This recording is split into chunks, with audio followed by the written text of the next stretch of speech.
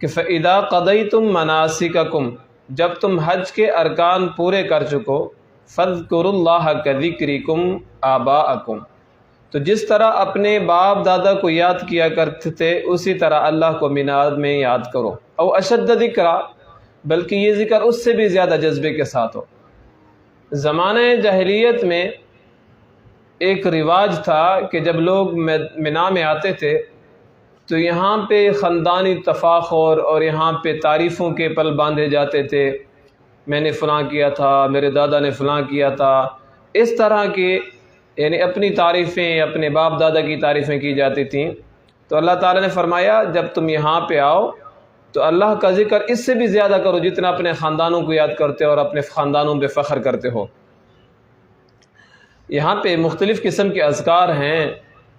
حرم شریف کے اندر ہے، مینا میں ہے، عرفات میں ہے، مزدلفہ میں، اس کے باوجود بھی اللہ تعالیٰ نے فرمایا فَاذْكُرُوا اللَّهَ كَذِكْرِكُمْ آبَاءَكُمْ، تم اللہ کا ذکر کرتے رہو جس طرح تم اپنے باپ دادوں کو یاد کرتے تھے، او اشد ذکر، بلکہ اس سے بھی زیادہ جذبے کے ساتھ ہو۔ فَمِنَ النَّاسِ مَن يَقُولُ رَبَّنَا آتِنَا فِي الدُّنْيَا، پھر بعض لوگ کہتے ہیں اے ہمارے رب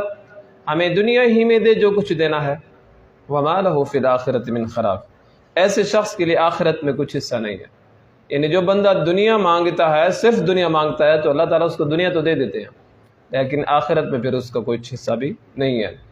پھر آگے اللہ تعالیٰ نے دوسرے لوگوں کا ذکر کیا، وَمِنْهُم مَّن يَقُولُ رَبَّنَا آتِنَا فِي الدُّنْيَا حَسَنَةً،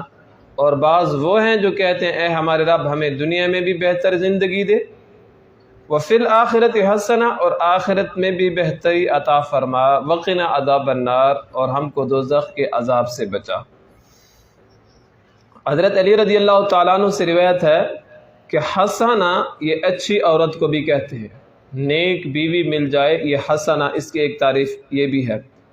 فی الدنیا حسنہ وفی الآخرۃ حسنہ۔ مسند احمد کی روایت کے اندر ہے کہ تین چیزیں جس بندے کو مل جائیں وہ بندہ سعادت مند ہے، نیک بخت ہے، خوش بخت ہے۔ اچھی بیوی مل جائے، اچھی سواری مل جائے اور اچھا مکان مل جائے،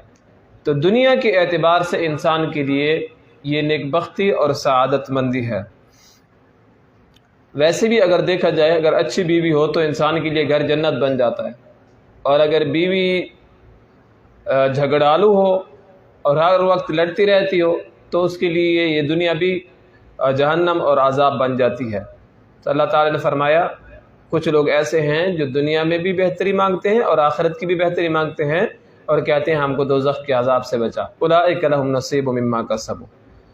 انہی لوگوں کو ان کی کمائی کا حصہ آخرت میں ملے گا۔ اللہ سریع الحساب، اور اللہ جلد اعمال کا حساب کرنے والا ہے۔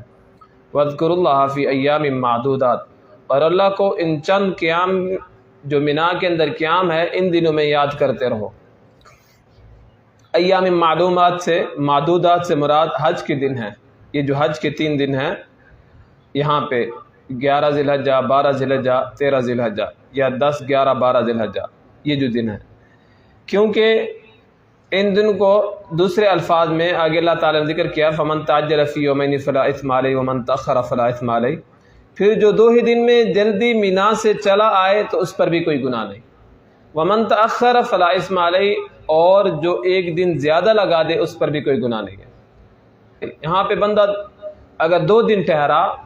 11 ذی الحجہ اور 12 ذی الحجہ مینا میں ٹھہر گیا، واپس آ گیا، ٹھیک ہے، وَمَن تَأَخَّرَ جو 13 ذی الحجہ تک بھی رہ گیا فَلَا إِثْمَ عَلَيْهِ، اس پر بھی کوئی گناہ نہیں، لِمَنِ اتَّقَىٰ، یہ اس شخص کے لیے جو اللہ کی نافرمانی سے ڈرے۔